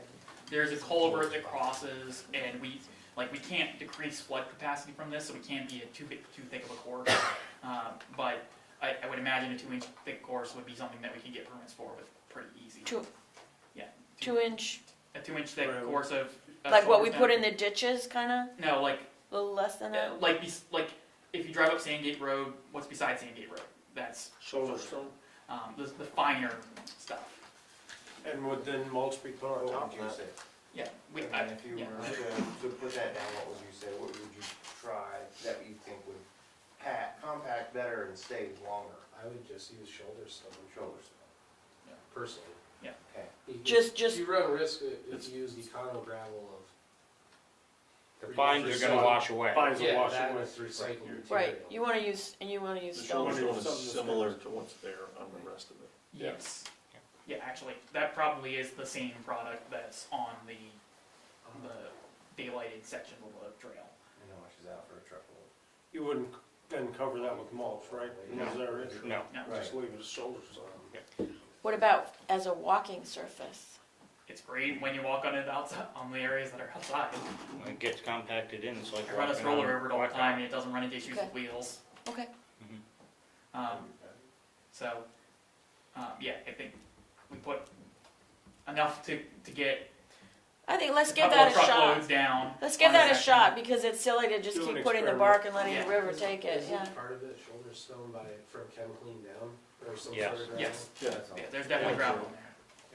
Right, everything except for what's in the woods. Yes. there you go. Right. Yeah, cause from the T-ball field over is all shoulder stone as well. Mm-hmm. Yeah, it would match everything else. And I can see it would be pretty, it's an achievable permit to get, given that we're not meaningfully affecting flood capacity or anything like that. Flood, So, in the flood, in the flood zone. When you change surfaces, you have to get a permit. if we're raising the grade, which we would be, we're gonna end up having to get a permit for I that. mean, getting rid That's of for the you mulch. guys, Yeah, that permit. oh yeah, no, well, no, because it's, I don't but it, think we raised it because it's all gone. From what I- started with. I will double check with the powers that be to make sure that it does not require permits. I always, when anything in the floodway where you're placing material triggers my probably should ask. We've gotten permits for putting the mulch down in the Yeah, past. they're gonna Whether give it makes sense or not, They're gonna give we it have to gotten us. permits, so May- we're gonna have to get a they permit may again. they may do some math and say, okay, you're putting down 20 tons of gravel onto this along the trail. You may have to dig out a hole that's enough to cover 20 tons of gravel, and we send an excavator into the woods and we dig a little bit of an extension to one of the existing channels, and we're done. And that's all they require. So it could be something simple. They but didn't require that for the mulch. They may not, but They we didn't. also don't. Well, they certainly wouldn't have been. I certainly want to ask. Okay, we gotta ask, we gotta ask. Better to ask permission on these floodplains things Oh, than definitely. forgiveness, knowing the current environment in the state that's only getting tighter in these regulations. But do we see any other obvious adjustments to the park? I like this idea of getting the trail in, and I have one question. Is there any flood chutes down through there? Yeah. How long since they've been dug out? They're full again, yeah, we probably do need to clean them. after the last one, So, because we had a couple trees in the ditches that didn't get taken out. which So- might help with the flooding issue with, It was The a better trail. flow. So maybe Some that, trees Is down there right allowed after to- the big culvert. yeah, we, the reason I brought it up is you can take 10 yards a year Yeah. without a permit. yeah, so it might be good to So- go through and check all of those. You do that every year, it might help with the flooding. It'll absorb a lot of the flooding so it doesn't wipe out your trails. And this last one, it was very, it silted up hard, I don't know why, but I mean, see all the stream coming up 313, Yeah. the silt bed was 10 times worse than that other flood that we had. But that's in the woods now, because it comes in there by the seat, by the batting hill, and it comes across, and then, then the culverts were jammed up, and, Right. and then it blocked in there and sitting inside the woods now, so. So I mean, I would suggest looking at that before you guys spend money on fixing that as well, for the preventative part of it. Right. That's a very good idea. Nick, do you have the school gives $4,500? Yes, Is that built into your revenues? yes. Okay. Yes, it's right. You don't have to show me. No, yeah, right there. I had a question, if you're not gonna spread some of that mulch on the trail, could you put some in the dog park so you're not standing in muck all the time there? That is flat place to stand, and if you've ever used it, it's pretty much 9/10 of the year, it's muddy as heck in there. I'd love to see a mound of bark chips or something the dogs can get into and the humans can stand on, so we're not standing in mud. They're not Just in really an area down. inside the gate? you're Yeah, maybe talking where, well, even as big as maybe this small softball field, if that was mounded up so that, So anything like that would require offsetting flood carriage because it's all in floodplain. So that would be, but I like this idea and it's something we can absolutely explore. And that is a wet area, and It's a we've wet had area, a very wet year. but yeah, the state, in a year after major flooding, adding a mound of anything to the floodplain is a scary proposition for well, permitting. define Certainly- mound. I mean, if I'm talking about a foot or so in a certain area that Uh, at least elevates the land mass. We certainly could also, we could certainly replace some of the muddy area with a place to stand at least, and get some gravel and lay it down somewhere in there to provide at least a decent place to stand, as compromise, maybe toward the entrance, rather than trying to add a new feature to it right now. Well, it's not just for human sake, it's for the dog's sakes too. They, first off, they're getting muddy as heck, and we stopped taking our dog there anymore because they just get bored. If I can't throw a frisbee anymore, that's it for him. There's nothing going on there for him. Or half the dogs, I don't know Yeah, we what could- kind of usage it gets them. I We see can a couple explore, every now and then. we can explore that, because if we're gonna need to get permits for somewhere else, Yeah, and or dig some offsetting flood storage, it's something that we could absolutely consider. If you're clearing out the chutes, then you're digging the offset right there. Yeah. I'm Well, thinking. It'd have to Might be be fine. non-previously permitted, because that's probably just repairing to where they should be, and that we're probably legally supposed to have that. You know, I don't know where they should be. The river plays with her toys, but if they want you to do some offsetting digging, you're doing offsetting Yeah, we digging could that probably you wouldn't find some otherwise offsetting have to do. There's plenty of woods in there that we could dig, that we could expand some of these channels that we need to do. some Get the offsetting dogs to digging. dig. They can dig some That'd be holes. Good. So, So what else? anything else in this? Anywhere in the budget? Yes, Yes, bridge maintenance, cover bridge. We Cover bridge talked maintenance. about that needs to be painted. yes. 2 of the cables are now disconnected. Oh, They are hanging. whoa. Whoa, It needs some major repair really Okay. quick, especially with the flooding we're What? having and are gonna have. How I did will that go down happen? and look at that in the morning, that scares me. They're Wow. hanging in the water. Okay, so, I will go and take a look at that in the morning and see what we need to do. Properly. If we need to do some one-time Bust it money out, toward bridges to something? get that fixed. But I just wanted to make sure that we had the painting and Yeah, stuff we'll get in there. into that, For sure. That would because come out of the bridge- CRF, Okay. and it's funded at the current level, and we're still plenty of time out of the construction of Ended Crossing that, and we certainly still expect to be able to get state funding for that, so there should be enough funding to do these repairs this year out of normal sinking fund. And do we need to put, John was saying. Yeah, you just mentioned the Benedict Crossing. Now, it's been years since that thing's been shut down, and I was just wondering what the status is. We're still in a study, the study is gonna be worked on this year. Can't we just fix it? No, because it is both a historic bridge and it's in much worse shape than we expected it when it first failed. So, on a level, thank goodness it failed when it did, so there wasn't a greater tragedy at some point. But we are in a holding pattern until that study that received state funding and we've discussed over the last couple of meetings, has had some slow subcontractors on the study, but we really can't even apply for funding this year for it because the study's ongoing. John, we were prepared to replace it completely. And the Yes, state came in, and said said, it was a historical bridge, study it. and. we and had they to said study if you want our money, you have to study it. But but it is a story where behind that is, they gave us $80,000 to do the study, and it opens up the possibility of another $200,000 in state funding to do the work. So ultimately, this could decrease the cost of the bridge by half or two or more if we have access to state funding, because it scores really well, surprisingly, on some of the state bridge scoring criteria, and we are in the area of major federal funding for bridges. So now is the time to be seeking someone else's money to pay for a bridge if there ever were one. How long's that bridge been down? Brian's got his hand up. Brian?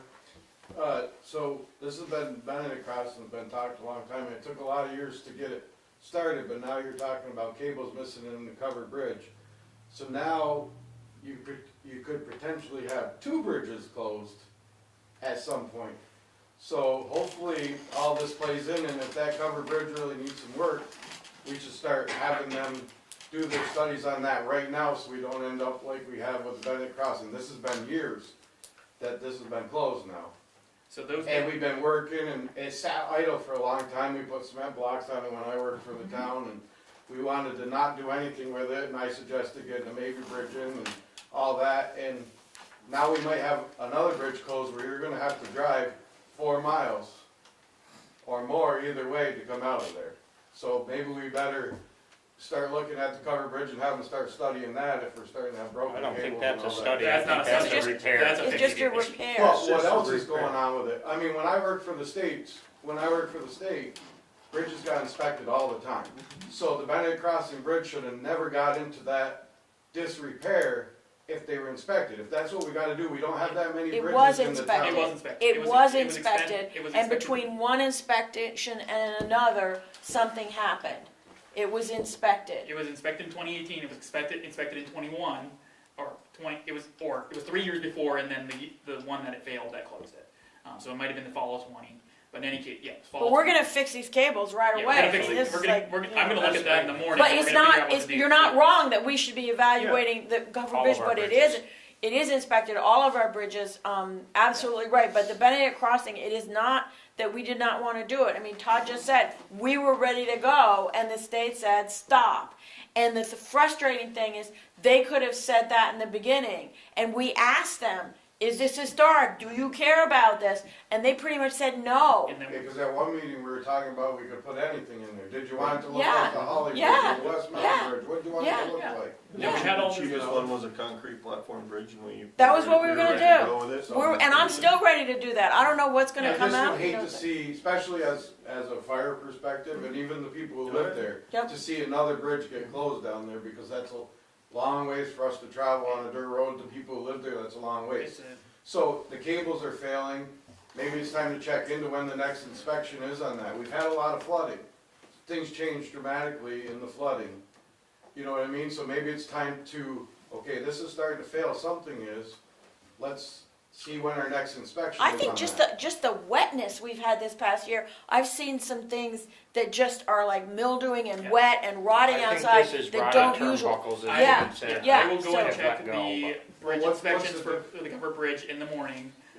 It's on the state website. I just need to pull it up, and I don't want to do that this very Well, second. what's while I'm trying with to all the higher water and everything doing to all them abutments and everything? Yeah, you we know, certainly- maybe- So, just something to throw With the out. low water, I'm gonna go, like, while going out and looking at that tomorrow morning, I'm going to go and climb down to the water level and and look at it from underneath and make sure that there are no signs of anything alarming, and at least get a idea of where the bridge currently is, what the recent high water has done to it. And we did do major repairs after Tropical Storm Irene, which is now 10 We did, years, but we yeah. did do major repairs after that. And I think there was some other stuff, You just Yeah, put a after floor that. in. yeah, new Put deck, it that's out right. there. That's right. I go under that bridge about every, like, 2 or 3 times a year to make sure that the underside is looking okay.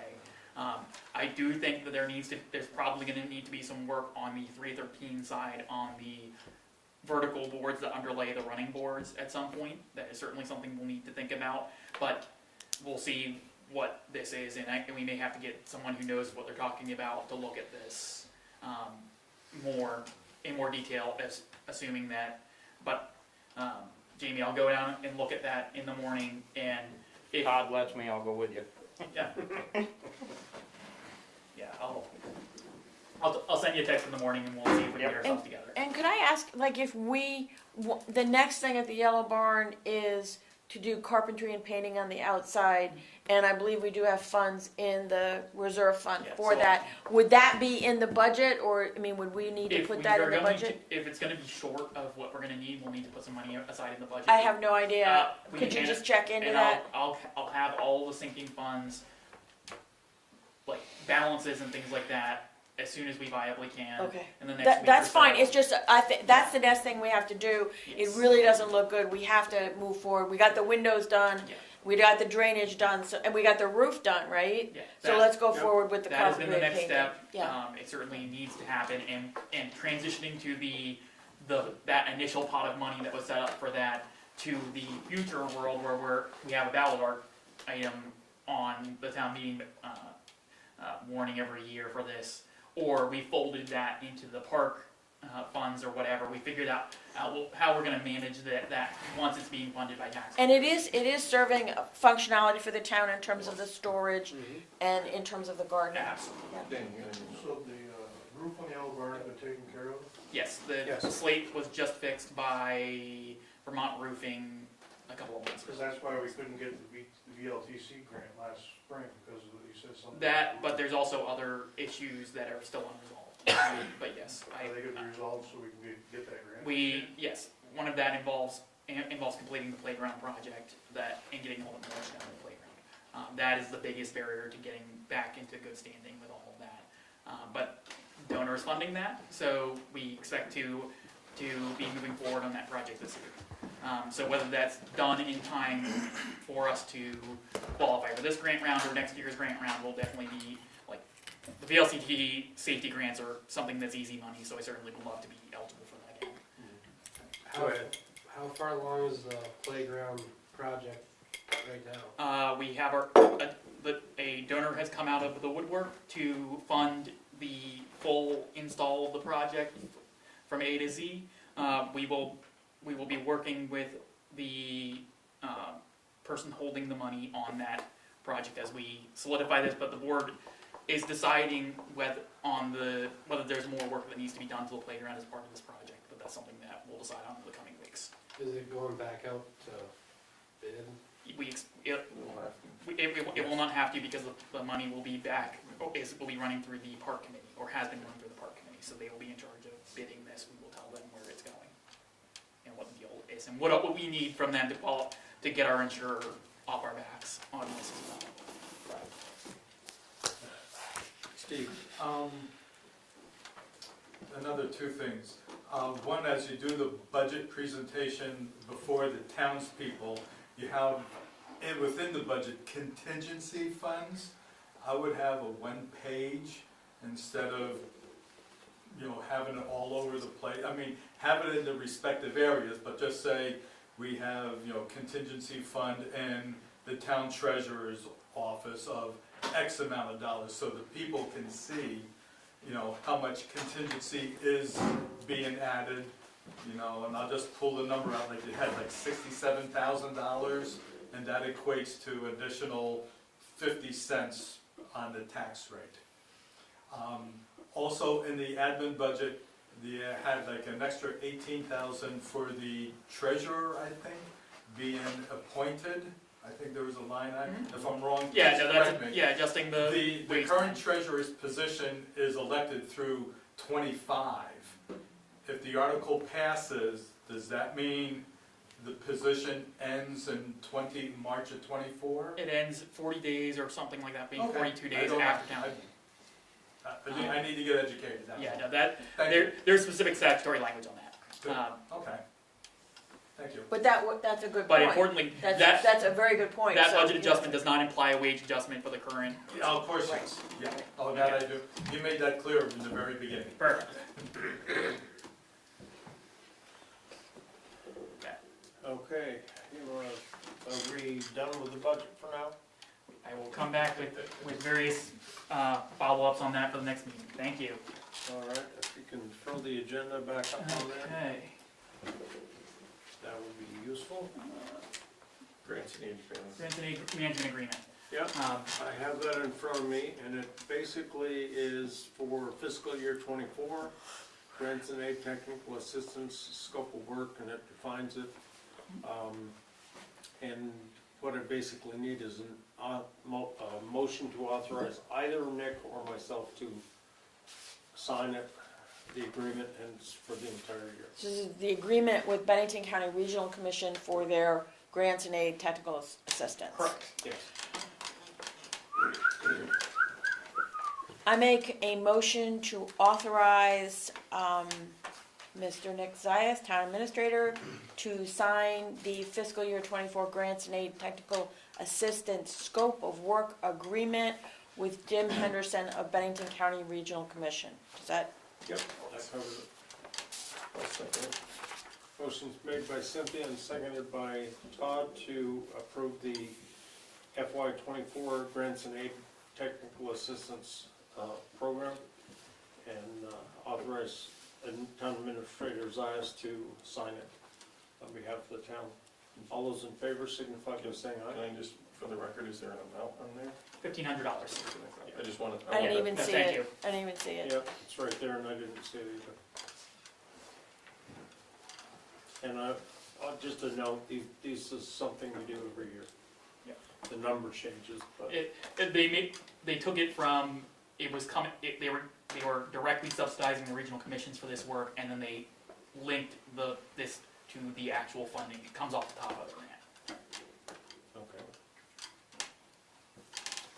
I read it, I just wanted it. No, Oh, I so appreciate everybody that. will- Yep, Yep, no, I should have said it, I'm sorry. all those in favor signify by saying aye. Aye. Aye. Any opposed? Motion carries. You are authorized to sign that. Thank you.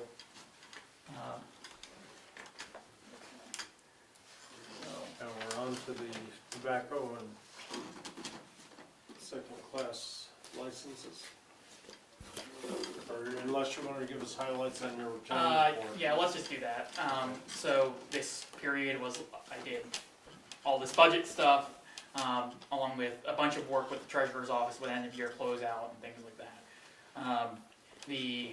We got the ash borer grant that was previously discussed in.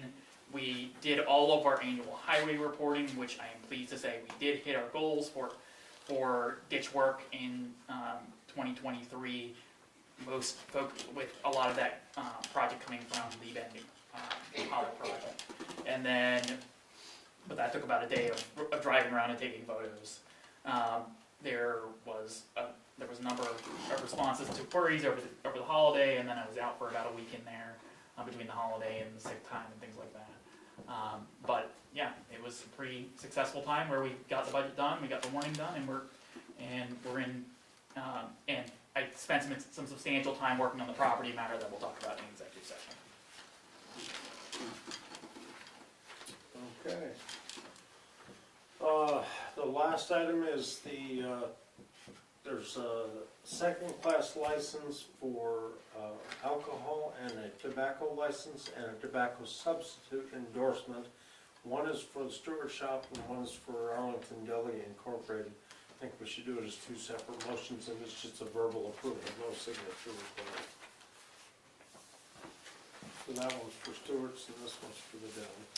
Okay, so you want me to do a motion for all three at once and we vote on it? Yep. Okay, so I make a motion to approve second-class liquor license, tobacco license, and a tobacco substitute endorsement for Stewart's Shops Corporation. Is there a second? Second. Motion's made by Cynthia and seconded by Todd to approve the second-class liquor license, the tobacco license, and the tobacco substitute license for Stewart Shops Incorporated. All in favor signify by saying aye. Aye. Now I make a motion to approve a tobacco license, a tobacco substitute license, and a second-class license for Arlington Deli Incorporated. Is there a second? Second. Motion made by Cynthia and seconded by Todd to approve a second-class liquor license, tobacco license, and tobacco substitute license for Arlington Deli Incorporated. All those in favor signify by saying aye. Aye. Aye. What's a tobacco substitute? Chewing Chewing tobacco. Oh, that isn't a tobacco substitute, it's still tobacco. Anyone opposed? They make sorry, They make all kinds of different they things. make a nicotine, Free?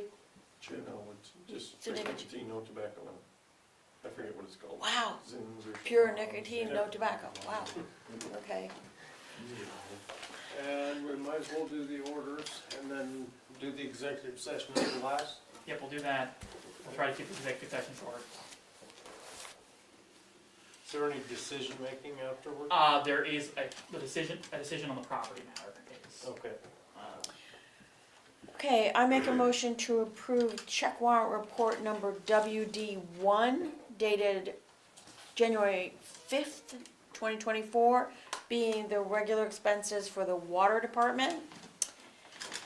And the major expense here is health insurance premiums and then also supplies, plumbing supplies from FW Web, various other items. I make a motion to approve the total of $1,871.09. Motion's been made by Cynthia, is there a second? Second. To approve WD one in the total amount of $1,871.09. All those in favor signify by saying aye. Aye. Aye. Okay, so, now I make a motion to approve check warrant report number 1 dated 1/5/24 for the Town of Arlington General Fund invoices. Major components being, again, Blue Cross and Blue Shield premiums, and highway tires, and communications, and Miles Fuels, and Peckham Industries for sand and stone. I make a motion to approve the total amount of $27,741.82. Second. Motion's made by Cynthia and seconded by Jamie to approve check warrant report number 1 in the total amount. He's got it. Yeah, okay. In the total amount of $27,714.82. $41.82. $41.82. $27,741.82. All those in favor signify by saying aye. Aye. Aye. Aye.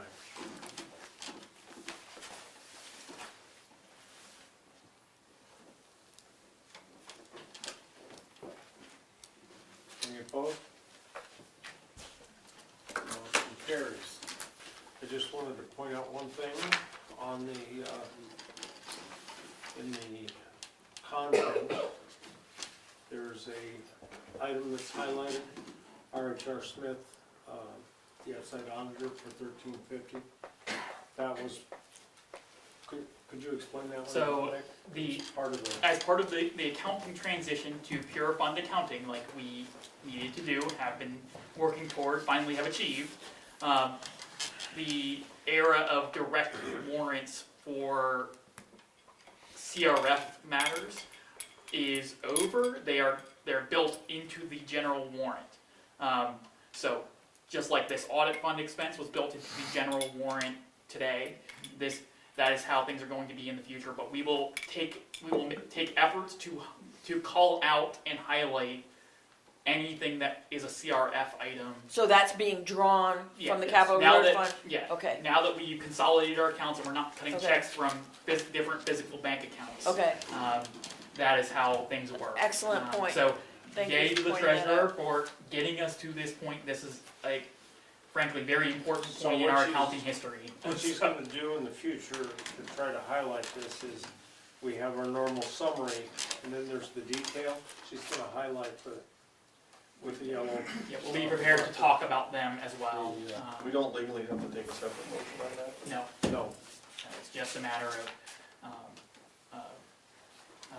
we were doing cash accounting as opposed to fund accounting, that's the way we had to do it. yeah. Well, But I mean, I understand the difference, but I wanna know statutorily, because I know in this, at the school level, in order for money to be removed from a fund balance account, it requires a vote of the board. So I'm just asking legally, I know what accounting, how we I do can, accounting. I can double wise, check with But I the wanna make sure league and things like legally, that. we don't have to have a motion A separate to motion, remove Separate the money motion. from Okay. that. which is what we used to do, Yeah, right. right, Yeah, so, So we can I verify. can follow up with some questions on that and check with the relevant powers, either file a question to the league or talk with Jim or both. But I'll definitely confirm on that. Thank you. Does Yes. the town have a pooled investment policy? We do not have a specific investment policy. That was something that was noted in the audit that we need to implement. We will- Because now instead of having, like you said, X amount of different accounts, everything's into one. And how are you gonna be allocating financial fees and or interest income, Right. dividends and everything. It's And that been comes in, back. it's been in a single fund for a while, it's been accounted for separately within that fund, but now it's a more formalized Yeah. way of doing it. The interest is allocated based on on the balance of the fund, right now. So that's how it has been done since we moved to a joint CRF. But certainly, that may not be part of an investment policy, that's probably something that needs to be in an investment policy. And it's just kind of been done by a sense of what the treasurer feels is the correct way to do it. But yeah, certainly should be in our future investment policy. And then somebody audits that spreadsheet. Mines get audited, I can promise you that. Thank you. So I guess, is there any other business to be brought before the We're board? ready for the executive session. So, I will entertain a Oh, motion no, to. we have, Yes, Yeah. go ahead, I, Ted. I don't know if this is now the time, but I'm here for reasons that may be on the executive session, I don't know, but I'm gonna file a complaint against my neighbors again, against the property, and I'm filing sort of a complaint against the town for not addressing the mess and the violations that are there, and it's ongoing for more than 10 years. I would love to have the town bring in the two property owners, the co-owners. I would like to meet with them as well, if it's possible, and discuss a solution to this. Part of that is also what was done over at the old bank, and now Food Town, or Food Shelf, or whatever it is. Right. The digging of the trench in the back, which was supposed to have been done by the bank all these years, and was never enforced and never done, thus causing flooding inside the building as well. There's a culvert behind my neighbor's property, Vicky and Sandy's property, that connects the end. Cal put it in a zillion years ago, it is clogged. The land use administrator from the state came down when they condemned my application for a pond there and said, oh, well, that is clogged up, that's why a lot of this water isn't moving.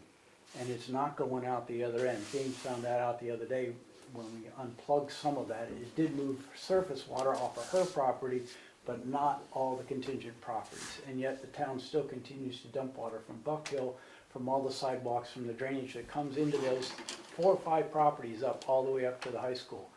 Dump into there and have no place to go. I talked to Vicky the other day at the store and asked her if she'd be willing to have the ends dug out so we could get that thing flowing again. It would relieve her property, it would relieve my property, the next door neighbors, all those properties. My property is getting worse and worse and worse because it's just coming off of Buck Hill through the woods there. It's getting to the point where it's muck all the way through now. Every day I go through those woods. And it's not improving. And I would like to see the town step in one way or another, meet with the homeowners, whether they can incur the expense, at least to pop out the ends of that culvert, which was probably put in illegally and filled. his Where backyard. does the culvert run? It runs from the edge of my property over to the back of the bank, or to the bank. So that's property. entirely on private property? It sure The is. town has nothing to do with that, to Well, my mind. we Well, need to check if- for easements on that. If you're dumping water onto all those How, contingent how are we properties, dumping water on it? you come walk with me someday and I'll show you. Well, it's coming off of Buck Hill, but I don't, It's also coming off the storm drain right out in front of me. It goes through my property and ends up out in the back and has no place to go. That was put in when the sidewalks were put in. the storm drain from the sidewalk runs into your It property? sure does. So I'll check the Yeah. engineering documents that are in that office right there. Yeah. And we'll check, and we'll look at the easements. I spent $5,000 2 years ago to put a culvert in there, a 2-foot culvert, 100 feet long. I was allowed to put a cat hole in. That was it. And from there, it just doesn't go anywhere. Yeah. I'm not allowed to do anything because it was deemed Class 2 wetland, Class 3 wetlands on my property. So James is. I'm tied. The problem is that what he's mentioning is all filled in. And it backed up onto his property. And that ditch is in line with the food shelves. It was, that's the way it's been. That ditch that I cleaned was filled in at the bank. And, I mean, Filled in by people or by water? No, by people. By people. So if it continues, and my fear would be for him and the neighboring people is their septics are gonna be their leach fields are gonna be plugged. Flooded. You know, or you Yeah. get mess. Plus our basements get filled with any substantial rains like next So- week.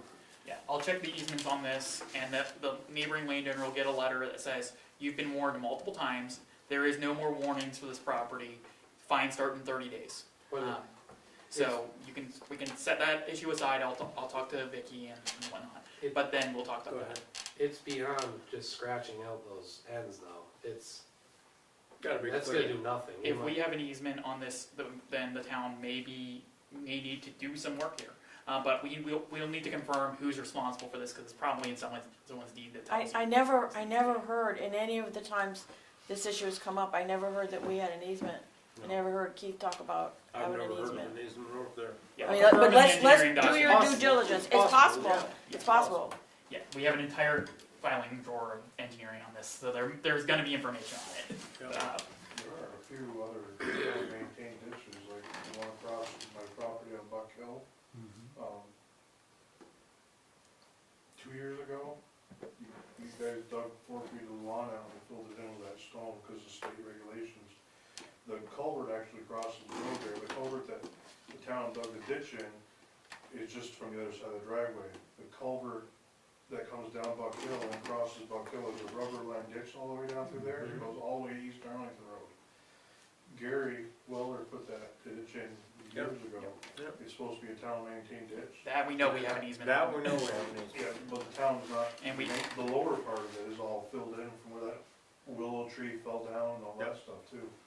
I mean, just something to look at. We might wanna try to locate all of these little places, using, people telling us, reminding us, let's get these places, because given the kind of year we've had, this is happening everywhere. And if there are places the town's responsible for, I think we need to. And this look is at it. also the kind of work that is not captured by any of the other things that any of databases or anything like that, Right. that are relevant. It's like to this historical Yeah, there are these, accumulation of these little yeah. fixes, And we don't know whether the town is responsible for them. As Right. Steve had us look into the ditch behind his house, that Right. we know is absolutely not our responsibility. Right. It's very clearly in the deeds that it's not our responsibility. But we know that this one is very different. And I'm curious to I find remember out about Buck what Hill. the one I remember about Buck behind the Hill. bank Yeah, is. the one that you're talking about, Mike, is definitely ours. And, I was here when we put that 100 feet of rubber in. Yeah, like right across from my property, you can see the rubber line, but once you get down toward where that willow tree fell across the sidewalk, The rubber was intended to not allow water to seep down into Tommy Hayes' It wasn't necessarily intended to go the whole way. No, it was just It to was get it just to by get it his past the property. house. Oh, I don't it's think past there's rubber after that. Yeah. It No, was just to it's get it only past the 100 foot house, rubber. because it was going into the basement, but once Yeah. it's past the house, I don't believe there was any Yeah, rubber. that whole hill was draining right down into a cellar. yeah. So we, instead of adding to it, we put that liner in to carry it beyond it, so, yes. If the project, John was mentioning, that ties into the food shelf, if that is something the town is liable of, I personally would donate, cleaning that. If it's the town's responsibility, I'll donate the labor end of it. We'll find out who was Yeah, responsible. we'll get to the bottom of this. This is something important. That's very Thank you. generous. Well, I have a lot in with the food shelf. Yep. Getting that straightened out, Yeah. and, I've done work with John as well. Yeah, And I'd like to see it. good job, by the way. Oh, thanks. So my question then is, where do all the drop inlets along there go? For the sidewalk, when the Yeah. sidewalk was. Yeah. They likely To be feed in the determined. long run the system that comes down here beside the It old goes church to Howell and Pond. into, and yeah, Some of them do. some of them would go into there. Some of them probably follow the drainage down behind Steve's house. There's one on the corner, just before, between the two concrete bridges on East Arlington Road, just before Pleasant Street. There's one there that I don't think it goes much of anywhere into, except into a sort of a dry well. There, and we do have a couple of those. We know Yeah. that we have a couple of those. Those are called in the state language closed drainages because we, Yeah.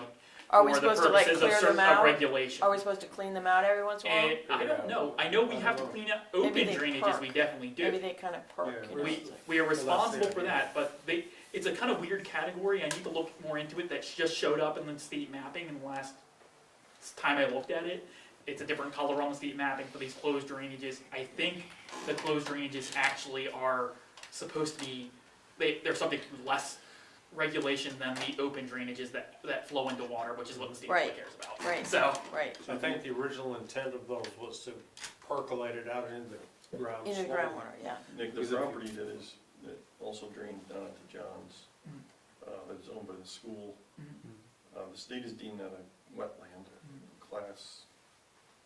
One up on us, Yeah. two when it gets to John's property. is it, or is it 2 and 3? My house. So, Because one, I don't know if the state will, allow it. They might not let you do they what may you allow wanna the do. ditching, I just wanna know if they'll have any input on it. Yeah, we should certainly ask the state on this, at least for the proximity to the wetlands, let me know. We're gonna have to ask the state on this. Well, my whole contention with the state was that it wouldn't have been a wetland, a class 3 wetlands had the water not stopped and accumulated right there. I've lived there for 35 years. I used to cut that by hand, brush cutter. All the cattails that are there now, they were never there. The willows that were there, I kept them all down. There are some springs under there, but it's got no place to go with that culvert jammed up.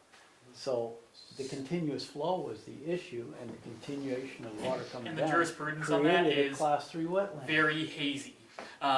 Nationwide, it varies. It really varies project to project. People have ended up in the Supreme Court for this. Yes, they So lost, and they it very won. much differs, They won. like property to property. Go ahead.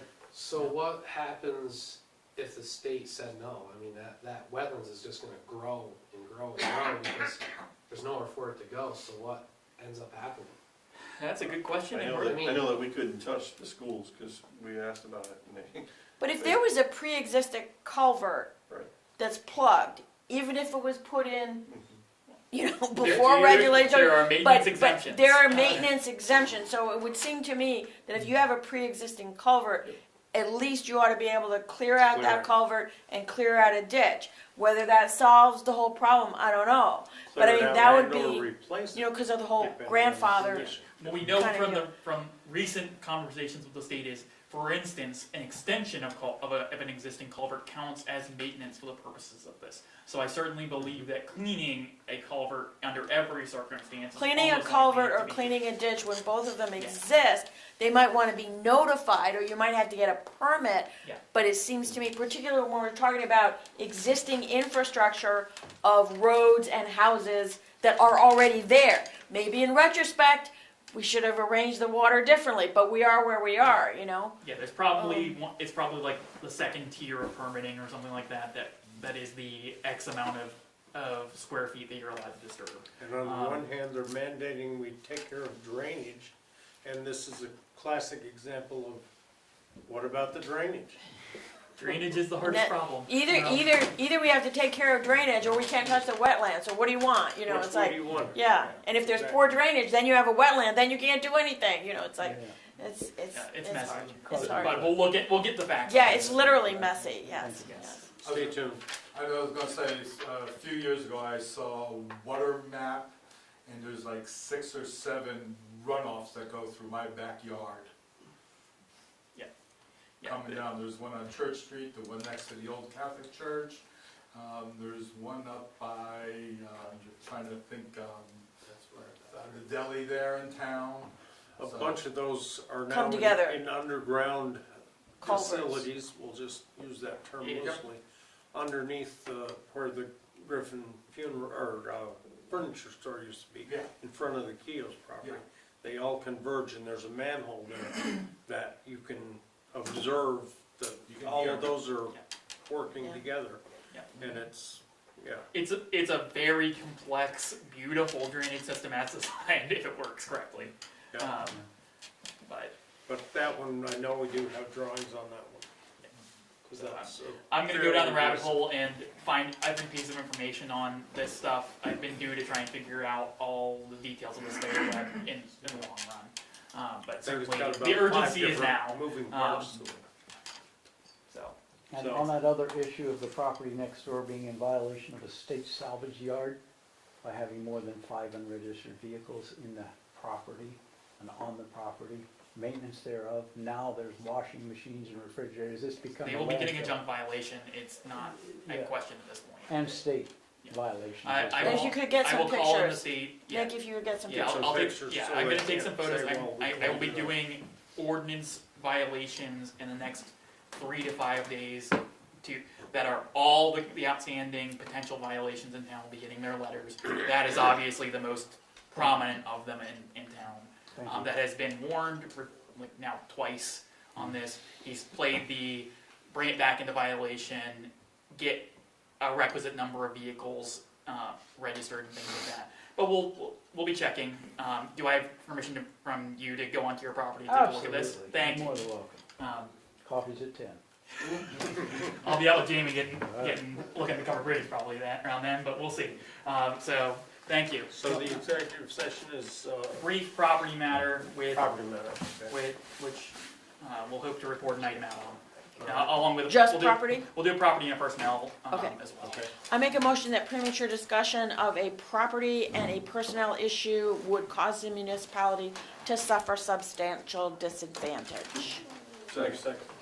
Motion made by Cynthia and seconded by Todd to establish the reason for the executive session as a property and a personnel matter. All in favor signify by saying aye. Aye. Aye. Now I make a motion to actually enter into executive session for discussion of said property and personnel issues and to allow Town Administrator Nick Zayas to remain in the room. Second. Motion made by Willie, did you Cynthia. wanna go in? Did you wanna talk? Yeah.